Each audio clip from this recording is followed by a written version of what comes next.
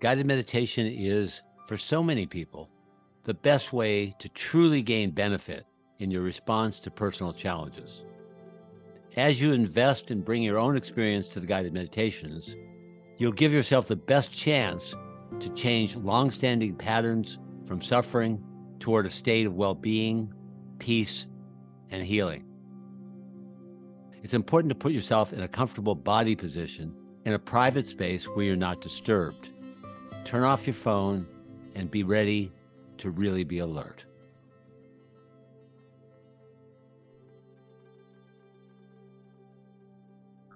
Ask yourself, what's my intention going into this meditation? Are you aware of what you would like to receive, whether it be self-compassion, kindness, strength, humility? See if you can become aware of what your greatest wish or your intention is. And it doesn't really matter whether it's one or the other of those. What does matter is that the intention is a part of your heart. And if that evokes a click, then enjoy the click. Yes, I am wanting to join this meditation to open up a part of my heart. And if it leads you into self-doubt, then just notice it and then ask again, isn't there a part of me that wants to move toward well-being? You wouldn't be listening to any meditation unless you had that part. So stay focused on the part of you that has the intention to move more toward some element of caring.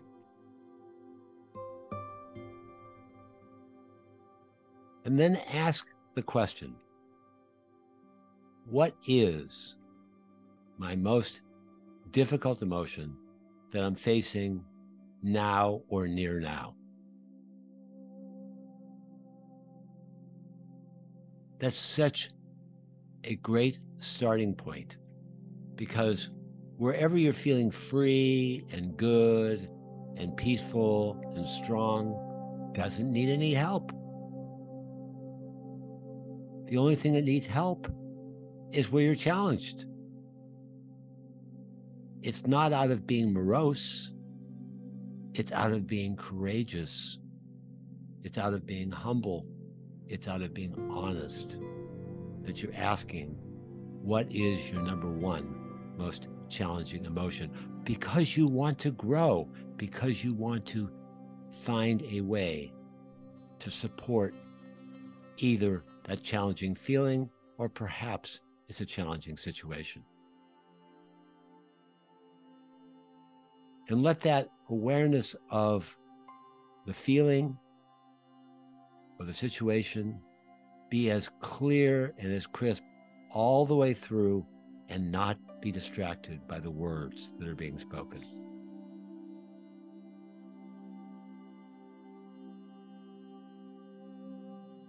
So as you ask that question again, see if you can have the question penetrate deep in your body, not just be in your head, not just be intellectual.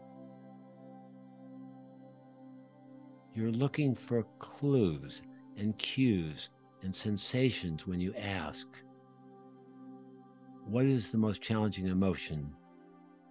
And can I find a place inside me that wants to care for me?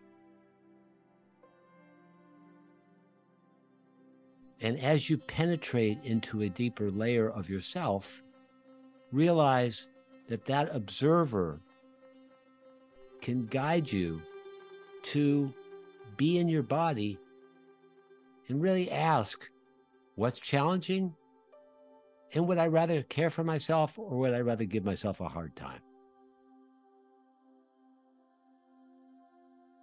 Because it's conscious, that becomes a silly question. But the unconscious doesn't know the difference between a silly question and a profound question. So recognize asking it consciously is going to help you immensely,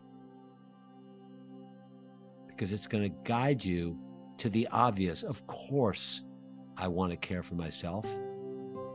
And I can even see that if I'm in a better state, it will help everyone around me. I'll either be speaking from more wisdom or more heart or more of both. So we're going to be going to two questions.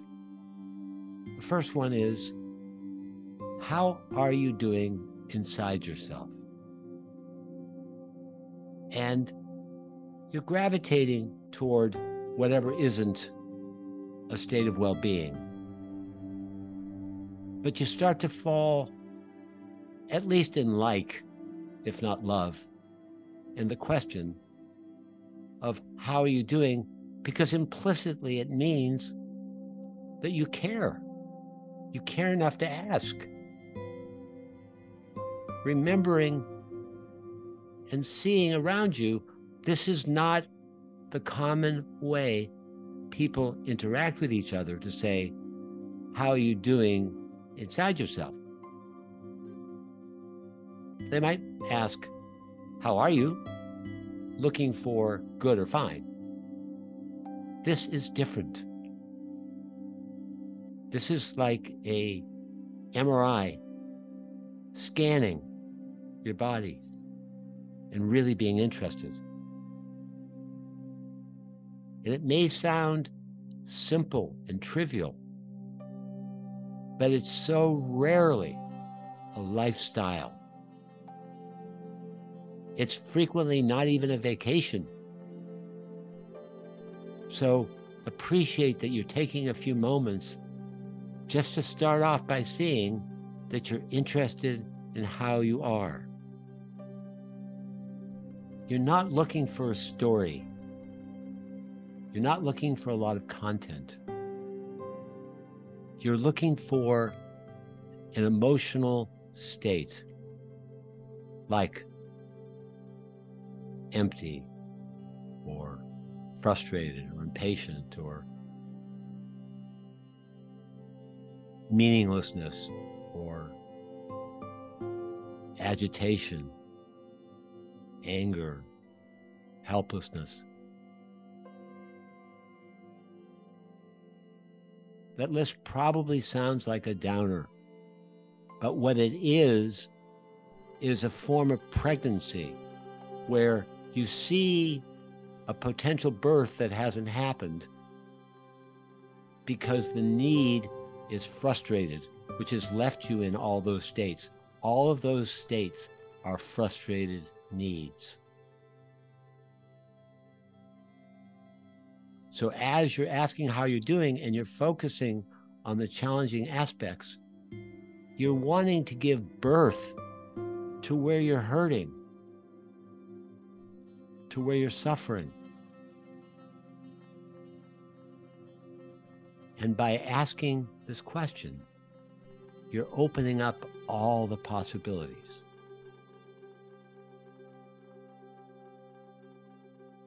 So you want to look at your subtleties. How does your body feel? Is it tight? Is it relaxed? And let yourself breathe, which allows you to feel it more distinctly. And when I say breathe, I mean breathe a little bit more into your belly if possible.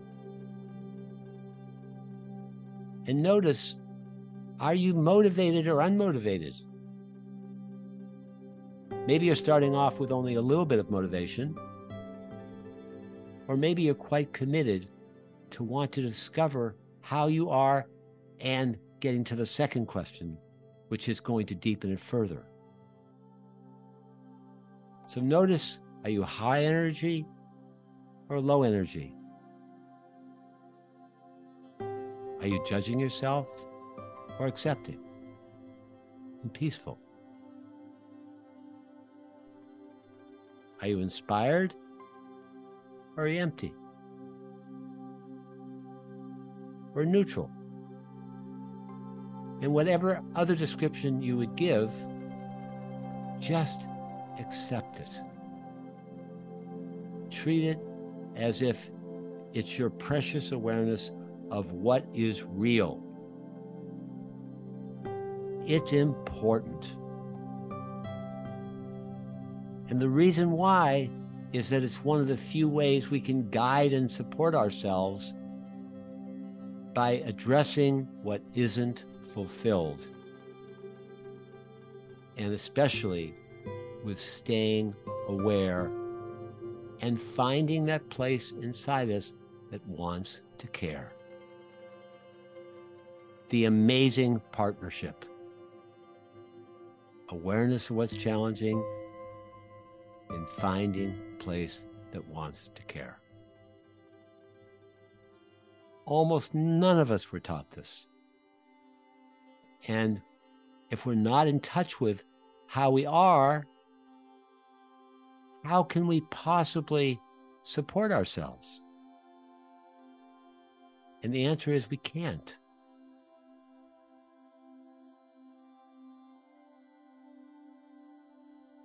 So this first question can be asked on a minute-to-minute basis, hour to hour, day to day. Whatever your capacity is a central part of your life practice, whether you know it or not. And it's not a contest.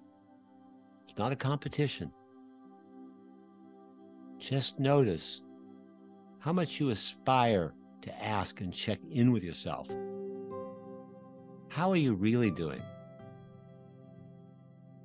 Which will give you cues as to how you might respond wherever you are.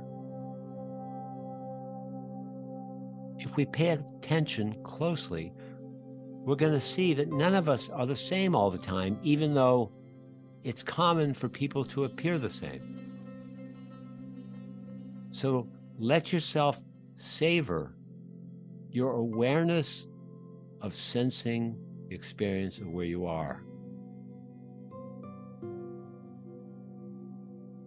This actual sensation of where you are and the awareness of it, and this urge or longing to care for yourself might be a very superior definition to who you are. This capacity to be one with where you are is a very fruitful, profound, and hopeful place to be, because it gives you the unknown to move yourself in a direction toward what you really need. This naturally leads us to the second question. After I'm aware of how I am, how can I most support myself given how I feel and the conditions that I'm facing? Again, the second question, which hopefully is something that is planted inside you for the rest of your life. How can I most support myself given how I feel and the conditions I'm facing? Now, normally, we just feel something and we don't remember to ask the question, to bring out the wisest, most caring parts of ourselves. This is a process that's asking you to be your best self. And you may just recognize, no matter how I'm doing, I always want to support myself and nurture myself. Not putting frosting on garbage, but caring for myself in a way that's going to lead to well-being and healing for myself and significant others. And recognizing that these two questions are the foundations of giving a best chance to you living a fulfilling, potentiated life that is grounded in your actual experience. It's very helpful that we genuinely breathe into our actual feeling state and are honest, humble, and trusting. The truth of our experience is more important than our image or what we project out into the world with our words, facial expressions, or even what we normally think about ourselves. The smaller the gap between what we actually experience inside and the words that we find to describe our experience, the greater the gift we can give ourselves, because we can relate to what is most real inside and not be fooled even by our own ideas. We can override our own thinking and how we normally respond when we habitually say, "I'm fine, I'm good," which is an abstraction, an automatic pilot answer that so frequently in our society we give to each other. If we listen for a while as we ask these questions, we'll inevitably notice that we have parts of our inner experience that we keep private or even rarely visit ourselves. This is real gold in the making, as it gives us the extra raw materials or energy to give more options and optimism that we need to direct our attention toward, and inspires the question how to care for ourselves in ways that are frequently overlooked. Just notice if you want to plant a seed to remember to ask these two questions. How are you, and how can I care for myself? For many, it's hard to have the faith, the humility, and the courage to take a fresh, open look at ourselves without wanting to repeat our idea that we've had about ourselves. However, see if you can't plant that seed, to do your best to imagine that you can take care of whatever you discover much better than by letting it stay in solitary confinement. Now, as I say these words, I smile because we have this potential to take ourselves out of jail, out of solitary confinement, and bring life to what is challenging, and bring healing and qualities of our heart and our deepest needs to wherever we are. So see if you can appreciate your sincerity that is there and that you want it to grow. See if you can appreciate that. And if not, be curious why. And as you look, there is a sincerity that you need to connect with and to appreciate, and let it grow throughout the rest of your life. May that be so.